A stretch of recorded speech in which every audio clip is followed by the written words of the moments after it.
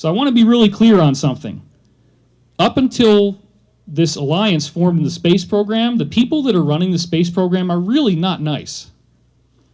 And they are essentially what you could call the Illuminati, but in the defense contractor / corporate version of that.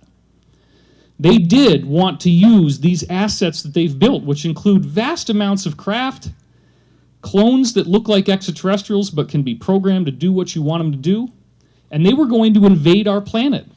And they were going to use that as a casus belli to create their goal, which is depopulation. They want to drastically reduce the number of people on Earth. So all of this dark and weird and crazy stuff that we've heard about on the fringes of the internet is very much a part of what was going on in the space program, up until an alliance started to form. So Corey, could you, if you want to, tell us a little bit about what is the alliance? How did this very negative situation start to turn around? The SSP Alliance? Yeah. The SSP Alliance is made of a group of people that have broken away from the other secret space programs. And they have loosely come together to form an alliance. And they don't typically get along with each other all that well, but it's kind of a forced alliance. And their goal is to bring about full disclosure and to bring all of the technologies to all of humanity at the same time. There has been some setbacks, of course, that we've talked about with the Earth Alliance negotiating, wanting a protracted disclosure. But from what we've been hearing, that's not going to be possible. There's too much information out there. And that's really good news, because if any of you were at the Conscious Life Expo, we created a shockwave in announcing that there was this effort being made by the cabal to do a partial disclosure where they take 100 years to tell us the truth. I don't want to wait that long. I don't know about you, but I don't feel like waiting 100 years. So instead, what we're doing is we're pushing for full disclosure. Now, the technologies that are going to come your way will completely change your life in the most vast, incredible ways you can imagine. We're going to have materializers that can print food and anything that you want, and it's like the best meal you've ever had in your life. Well, the ones that you had were not, right? Except for the pot roast, I guess, right? That's the new joke. He lived on a ship and worked in this cigar-shaped craft and part of a faction of the space program called Solar Warden. And he has had, I just want to point this out to you, I do my due diligence. I'm not ever going to promote somebody if I don't think he's 100% true. So there's people out there saying they're the real thing. You're never going to hear me talking about them. I will only promote somebody who validates hundreds of other things I've heard from others that was never put on public record.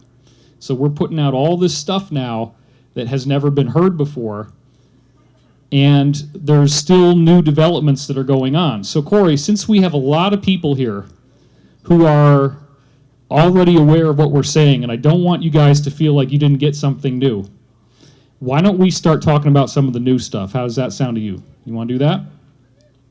Yes. Yeah.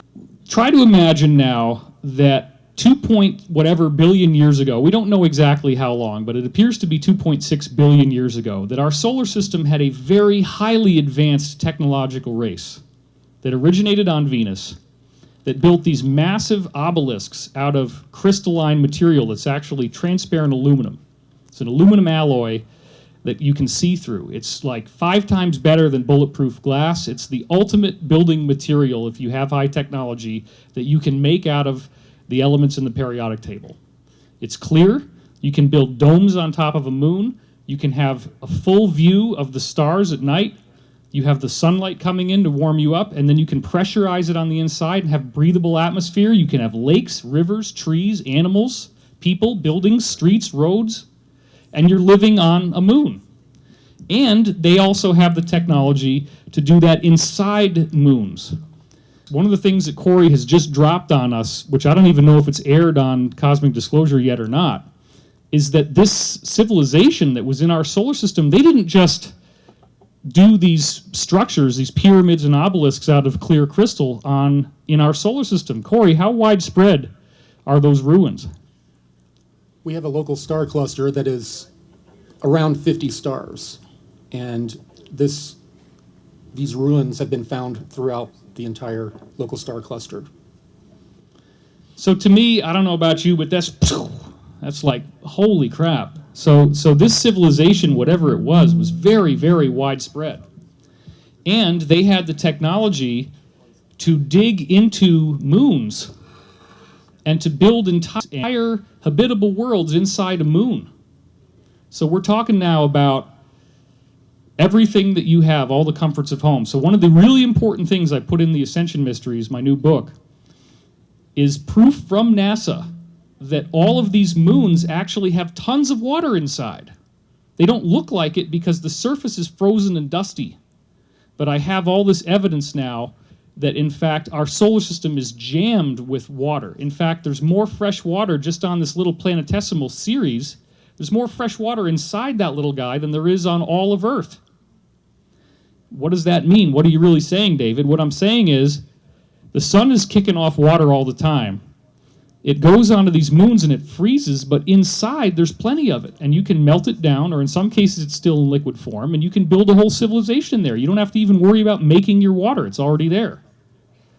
So the universe has provided people with an opportunity to have civilizations inside moons, and this is one of the great secrets from us because we don't see very much evidence that there's any colonization going on, but there actually is. It's quite extensive. So this civilization was very vast, and they also apparently had Death Star technology. So here's another really weird thing. George Lucas's Star Wars is jam-packed with disclosure, including the idea of the evil empire and the idea that Darth Vader is part man and part machine. Remember at the end, I am your father, and all this kind of stuff, and he's like a machine. Well, that's because one of the big things that's going on is there is an artificial intelligence that's behind all this. Corey, why don't you just give us, for those who haven't already heard what you have to say, one of the things the space programs really want us to educate people about is AI. Is it a good thing for us to develop machines that can think or not? Not only the secret space program, but other spacefaring races have been very disturbed that the cabal has gained access to this AI technology. Many times you've heard that the cabal is going to be arrested, and it doesn't happen. Well, they use this AI probable future technology to be able to stay one step ahead of these types of operations. And until very recently, they've been using it, and it's kept them safe. Now, this technology, this artificial intelligence technology, has been reported to have taken over entire galaxies and purged any of the organic life that had created it from the solar systems that they had taken over. So this is something that they're very disturbed. The transhumanism trend and all of the AI debate going on right now has the eyes and ears of not only a lot of special access program personnel, but also a lot of non-terrestrials. Thank you. One of the things that has really blown my mind is a new insider has come forward named William Tompkins. And this guy claims to have worked from 1942 to 1946 with the U.S. government debriefing over 1,000 different embedded spies in Nazi Germany who were working in the German secret space program. His job was debriefing these guys. And one of the things that he's told us is that the Nazis cut a deal with reptilian extraterrestrials who came into our solar system after there was a great catastrophe. So one of the things that Corey's revealed, I just want to get through this pretty quickly because we really have very little time, especially after bleeding off so much with AV problems, which I don't know if we're ever going to solve, but we're working on it. So we had a super Earth in our solar system that was colonized 500,000 years ago, and then it blew up. And this was a civilization that had total transhumanistic integration with AI. And my theory is it's the same AI that's bothering us now. These people had nanites all throughout their bodies, and it actually becomes a situation where you have one type of nanites that builds your underground cities and builds your buildings and your bases, and another type of nanite that if you get shot, it's just going to rebuild your arm almost instantaneously. And it's actually like you become part of a homeostatic system. Like the AI is the only thing that really exists, and you now become part of an ecosystem in which the buildings are made by the AI nanites and you are made by the AI nanites, and it's all part of this organism controlled by this one intelligence, which uses people to build itself out, and then it kills us off. And apparently that's what happened. That appears to be one of the underlying causes behind why this planet that was in our solar system exploded 500,000 years ago. That planet, in its explosion, created what we now see as the asteroid belt. All of this history I'm describing to you, I go into extensive detail about it in my new book, Ascension Mysteries. After this thing blew up, there were, up until then, Death Stars, just like you see in Star Wars. That was real, and that technology prevented us from being invaded by rogue alien races. And specifically, Corey, one of the things that you told me that I found really fascinating was that we have a huge portal system that goes to other galaxies, and how close is it to our solar system? It's just right outside of our solar system, outside of the heliosphere. And yet, when you go into this with the right technology, you can go clear over to another galaxy? Yes, it's a giant exchange point for other galaxies and within our galaxy. So this is one of the things that a guy, an insider like Corey, just throws out there. And then for the book, I actually did research on that. And what I found out is he's totally right. There is this thing they call a plasma chimney, and it rises right out from our local star cluster off into space. And it's this gigantic tube of energy that's visible if you have the right optics to see it. And sure enough, just like he said, our sun just so happens to be in the exact middle of the plasma tube, which is where the entrance is. So I made the analogy in the book of like Monopoly, in which you have Boardwalk and Park Place, the blue zone, right? If you remember the board, there's different colors for different areas of real estate. So we are in a celestial blue zone because you don't have, how many of these portals do you think there are in our galaxy that do this?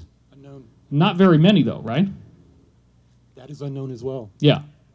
So the idea here is we are in a very, very protected special area, and somebody a long time ago built this protective grid around us to make sure that we could not be invaded, so that somebody couldn't come in and wreak havoc. Because if you think about it, what's one of the best businesses you could have?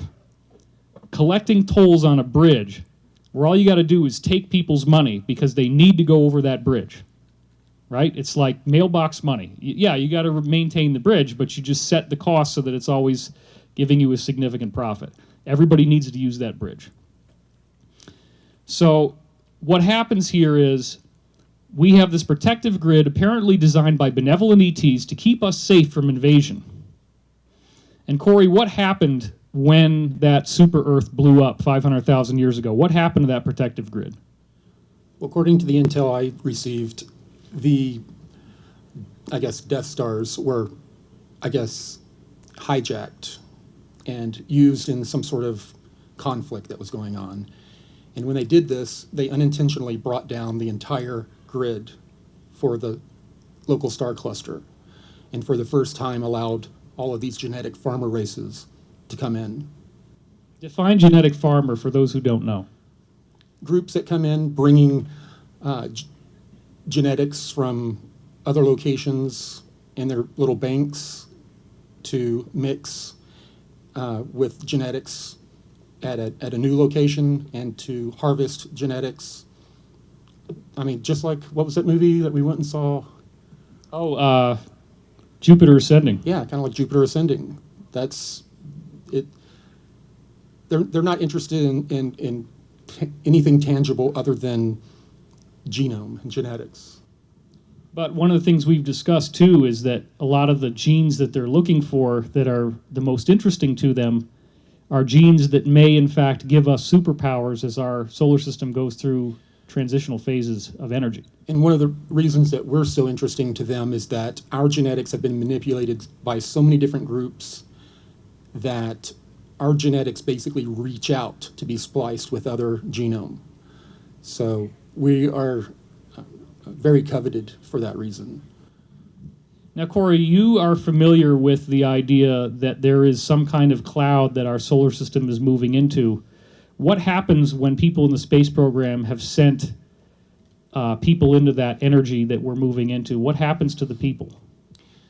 Well, depending on their polarity or mindset, they usually show signs of, I guess, what we would call end times madness. They go mad. But people of more of a positive polarity, they sit back and bliss out and act happy. And as a part of one of the experiments was that they were putting people in these pressurized and sealed off rooms and piping in this energy to see how it would affect them. And the people had no idea what they were doing. They thought they were in there doing a totally different experiment. And they would observe them. And the people that were more positive oriented, blissed out, and the people that were negative ended up getting violent or several other different things.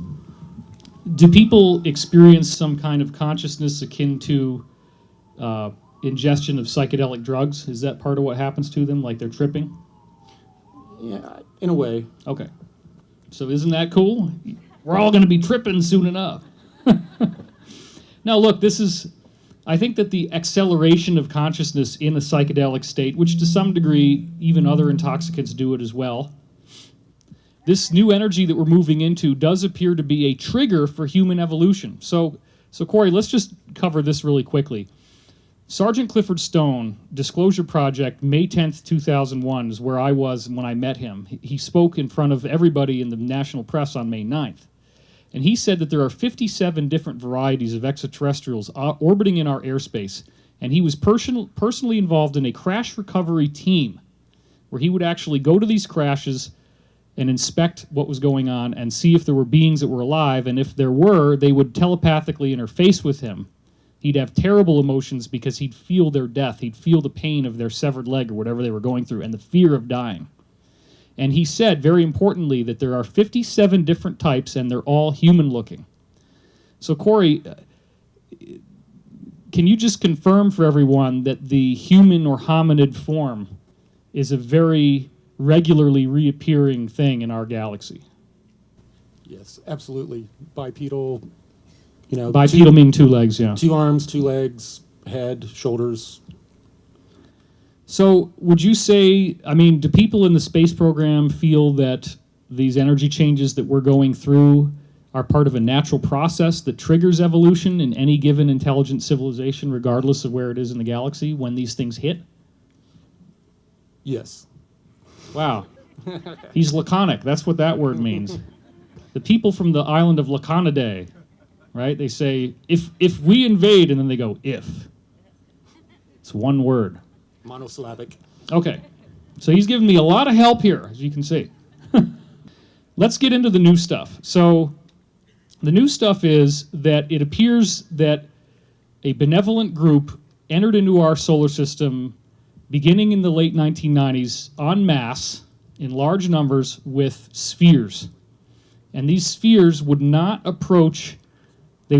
answer hailing signals, but they were so large. Corey, what were the sizes of these spheres that came into our solar system? How big were these spheres that came in the late 90s? Well, the ones that really got their attention were the size of Neptune. Right. So we're talking gigantic. And how many of them are there out there now that we're aware of?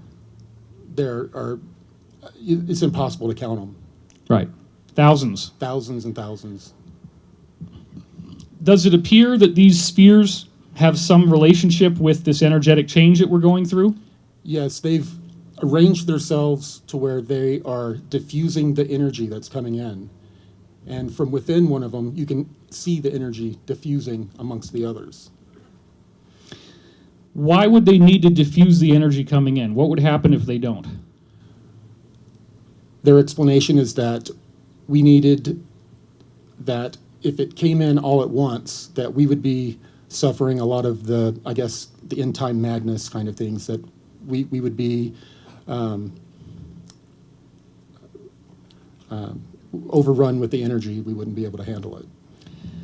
And do you acknowledge that this transformation that we're going through has been predicted in many, many different ancient cultures? Yes. Okay. So this is the golden age. This is the ascension. This is the second coming of Christ in the Bible, which I think has been greatly misconstrued. All this kind of stuff.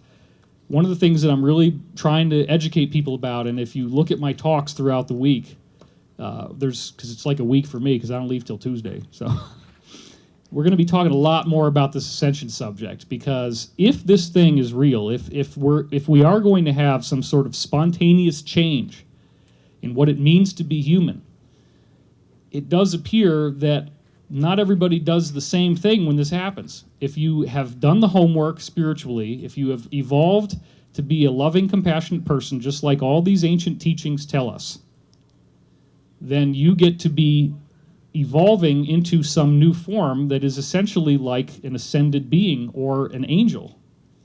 And if you have not learned to be more loving than manipulative and controlling, then you end up, in fact, going to another planet that is still in this third dimensional reality, and you get to have reincarnation and 25,000 more years to figure it out. I don't know about you, I'm not coming back for 25,000 years. I'm done. I think it's about time for all of us to really get a sober glance at what is going on. What is this UFO phenomenon about? Why are you here? You're hungry. You need this. You're seeking. You want this so bad that you're sitting there in 100-degree heat listening to me spout off on this microphone. You want something. Okay? If this ascension thing is real, and I totally believe it is, I mean, we've just heard from him empirical evidence that they were testing people, and there is a transitional process that you go through when this energy starts beaming into you. But the ultimate transformation appears to be exactly what we hear in so many of these ancient traditions. For example, the Tibetan Buddhists. They activate a rainbow body. They become pure light. They're no longer constricted to a corporeal form. And then once you get to that level, you have spectacular new abilities. You're basically like a superhero. The universe doesn't want to give you those abilities unless you can use them responsibly. Because if you were a jerk and you had those abilities, you could do a lot of damage. So it appears that this context is the greater thing that's going on. There is a consciousness shift that needs to happen on Earth to get us to the next level, and a major part of that consciousness shift needs to be disclosure. This should not be a crowd of 500 people sitting in the desert who are the only ones interested enough in here to come out. This should be the whole frickin' land. Should be wall to wall. That's how important these issues are, and you know that. So I want you to not just think of yourself as an audience member. I want you to think of yourself as a participant in a process. We are co-creating this thing, and we do need your help. So if you have any of those skills that we put up there on the screen, I do recommend. There are some very high-level people here from Gaia. You could be taken very seriously right this weekend and get high-level talks about getting that job. And even if you don't want to do something like that, spreading the word, getting the message out, writing, blogs, emails, social media posts, all that kind of stuff, this is what this alliance is telling us. So I want to get into the alliance now. These sphere beings have come in. They don't want to talk to anybody. But by this point, there has already been an alliance that is formed within the secret space program. And that alliance has as its goal, what, Corey? What does the secret space program alliance want for us? Full disclosure. And what would happen to our society with full disclosure? What would it look like? A complete transformation that we can't even imagine right now. Yeah. when we have this new technology, we're talking about a full-on Star Trek society, warp travel, wormholes, instant materialization of anything that you need. No need for a money system. It's obsolete. That is something worth fighting for. That is something worth dying for. And both Corey and I have suffered massive death threats. So here's the problem. This alliance is knowingly working against some very, very powerful villains. Corey mentioned the genetic farmers that arrived here about 500,000 years ago. Corey, what was the next big incursion in our solar system after the genetic farmers started to show up? There's several different dates given, but close to the 300,000 year mark is when the reptilians came in. And these are the Draco. The Draco. But there's a lot of different reptilian type beings out there, but the Draco is this confederation of reptilians, there are insectoids, and even some human-looking groups. Right. So here's the deal. People that get into the Zecharia Sitchin stuff, people that get into the Anunnaki, and what happened in that whole thing. So it appears, Corey, that one of the things these Draco did when they got to Earth is they interbred and created a slave race with their genetics here on Earth. Correct. Yeah. So we have some of their DNA in us right now. Yes, we have not only their DNA, but we have the DNA that the genetic farmer races or groups had put into us. And that's a quite extensive array of different stuff, Yes. harvested from all over the galaxy. Right. Okay. So these Draco, Corey, what have they done historically? Have they just stayed uninvolved, or have they gotten directly involved in the affairs of Earth? They've gotten directly involved with the affairs of Earth through the elite and help coercing them into forming secret societies and the monetary system, the Babylonian money magic system. So in essence, we could then say that even what we now see as this so-called Illuminati or New World Order, the cabal, as we like to call it, to kind of keep it a little more neutral sounding. Where do these Draco live on Earth? Mostly underground. They have a huge base in Antarctica, and they have several bases that run up. In Antarctica, there's the West Antarctic Rift, and that area is a huge thermal area. That thermal heat, the geothermal heat, has melted the ice underneath Antarctica to a point where it's caused these huge ice caverns. And underneath the ice caverns, they've built bases on top of the ground of Antarctica and within the rift system, which runs under the ocean and up through the tip of South America, all the way through Central America and up into the United States. So I don't want to sound like a Bible thumper here, and I'm not. But isn't it interesting, the idea of Satan, who looks like what? Reptilian, right? With the vertical slit pupils, and he lives where? In hell, which is where? Underground. So that's pretty significant. We have a huge infestation, if you want to call it that, because these people are not our friends. They're not trying to help us. They want to kill us off. They want to make us slaves, and they're very, very cruel and evil. So Corey, what is happening now with Antarctica that is so significant? This is the stuff, this is the intel that the Secret Space Program Alliance has wanted us to get out there. So this is your big chance, and hopefully you'll say more than a sentence. At least for the last 8 months, they've been watching the... Who's they? Okay. I do that a lot in Cosmic Disclosure, and it drives people nuts. For at least the last 8 months, the SSP Alliance has been watching the Nazi-type group of the Illuminati or cabal. They've been in Brazil loading into a very advanced deep underground base. They've been loading equipment, supplies, people at a very steady pace. And from there, it's going underground into these huge black submarines that are electromagnetically propulsed. And these things are the size of container ships. They're huge. And they go underwater in this rift system under the continents, all the way down to Australia. Antarctica. And Why do you think the cabal is moving so many of their assets and personnel to Antarctica? What are they so afraid of? well, since they can't get off planet, they believe that under the ice there, deep underground, there'll be a modicum of safety from what some of them believe is going to be some sort of a kill shot incident from the sun. Correct. How extensive is the Draco build out of Antarctica? Like how many buildings, how many cities, how many personnel do the Draco already have of their own people if you count the whole of Antarctica? Well, I was recently given a reconnaissance flight of the area I just described of you and saw above the ground 2 cities under the ice. And it was lit up from the cities. The light reflected from the ice caverns. That was the only light that I saw. These were occupied by humans. And there were also below ground areas that went below ground. There were they were in very industrial looking cities.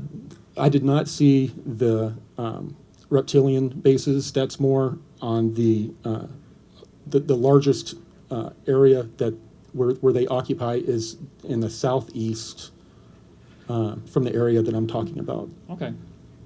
So this is a very interesting area, folks, because we now have this new insider, William Tompkins, and we're in the process of getting him out there too, and that's going to be happening in stages, which we'll talk about as time goes on. But William Tompkins independently debriefed hundreds and hundreds, in fact, over 1,000 different embedded Nazi spies that were actually working for the U.S. and confirmed that there were huge Draco cities under the ice in Antarctica. He doesn't know anything about Corey, and he is validating dozens and dozens of things that Corey's been telling me and that other insiders have told me. Something has changed. It's causing these Draco to want to flee our planet entirely. Yes, there was recently an incident where 6 of the teardrop-shaped cruisers that we recently depicted on Cosmic Disclosure attempted to leave the atmosphere from Antarctica. And it was very surprising that swarms of unknown craft came from somewhere on the Earth, and they were shaped like chevrons. Yeah, you said. They were like called triangular. Yeah, they were basically triangles, but they were described as chevrons. And these craft were about the size of a fighter jet, and dozens and dozens of them appeared and attacked the 2 lead craft that were trying to leave the atmosphere, caused massive damage, and all 6 of them returned back and entered the ocean off the coast of Antarctica. So this is a very significant development, and what it seems to show is that the war has gone red hot. Something is going on. And Corey, do you feel that if you have Dracos trying to flee the planet, some unexpected surprise attack of new-looking craft that nobody knows who made them or what they are? Yes, they called them unknowns. It is believed that one of the factions of the Earth Alliance has obtained this technology. No one has taken responsibility for these attacks yet. So I have not been made privy to who they are. So apparently we don't know who they are. But it appears to be the Earth Alliance. It appears to be one of the factions of the Earth Alliance. That has new toys that we didn't even know they'd have anything that good. We did not know they had it. I was told that not only the Secret Space Program Alliance, but all of the groups right now are heavily concerned that with all of the space warfare that's going on, that some of this technology is going to land in a suburban area or a highly populated area. And they already have their cover stories ready. If you hear of a media blackout and a satellite crashed in an urban area with visible material in it, it's most likely not the case. underground bases are being blown up, and then it looks like 6.8 magnitude earthquakes, and you said they're changing in some cases, the earthquake measurements? Yes, they changed their earthquake, they readjust the earthquake. So that it's not as obvious that these are underground bases being wiped out. Because there's the signature, it's the signature of there's a signature inside the quake itself that it shows like a weapons signature of these Right. exotic weapons. So it appears then that there is some kind of war going on and that these Draco people really, really want to get out of here.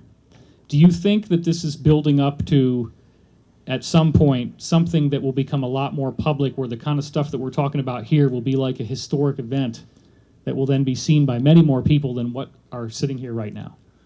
Well, if the conflict above our heads gets much, I mean, I'm surprised that something hasn't happened already, like they're worried about. And what happened in Phoenix could very well be something. It could have been a ship that was damaged and tried to recover and exploded in the air. Yeah, and there was that Who giant knows? red fireball recently. There was the giant green fireball recently. These giant meteors that light up the whole sky. Those are not meteors. So are there cleanup crews that then go and grab those wherever they land? Yeah, I would imagine any non-terrestrial or anything that's classified that is going to hit the Earth, they're going to get a team there immediately. So one of the questions I'm sure everybody wants to know, and we're just about out of time here, is when do you think we're going to see some real action? When do you think we might actually see a big change in our world that's visible and not just something we got to go to a conference to hear about? I don't know. I mean, Yeah. I've expected to see something happen 3 or 4 times in the last year, with getting information in the background and then seeing things, happen a little bit. I expect something very overt to happen, but it hasn't happened yet. Do you think part of what we're going to see is a really major exposure and defeat of the cabal, including their existing financial system? It could start with a financial collapse, or it could start with an unintentional display of technology through Right. this conflict. But the Alliance is doing its best to make sure that whatever goes on will be smooth and peaceful and not going to bomb us back into the Stone Age or something. Correct. Right. And that it's presented to us in a responsible manner. The beings that you've been in contact with, these blue avians, what would you say they really want us to know as a kind of a concluding thing for everybody here? Well, in the programs, they refer to them more as, hippies, Yeah. because they're here talking about stuff that military people, just can't process. Being forgiving, being loving, that just does not compute to these guys. And when I tell them information from the Blue Avians, they look at me, like I have a daisy on my forehead. And unfortunately for them, the blue avians are not talking to them directly. They're using you as their intermediary, Right. which has put both you and me and a few others in some very awkward positions. It has not been an enjoyable position, no. What do you think is the gain for us to apply these so-called hippie things? And where do we go if we do that? Where does our planet go? Well, we get to go with our planet. Our planet is changing below our feet right now. It is going through this energetic change. And we're going to see more earthquakes and that kind of thing as it goes through its growing pains. If we become more loving, forgiving, and service to others, our vibration is going to change to where we're going to go the same direction as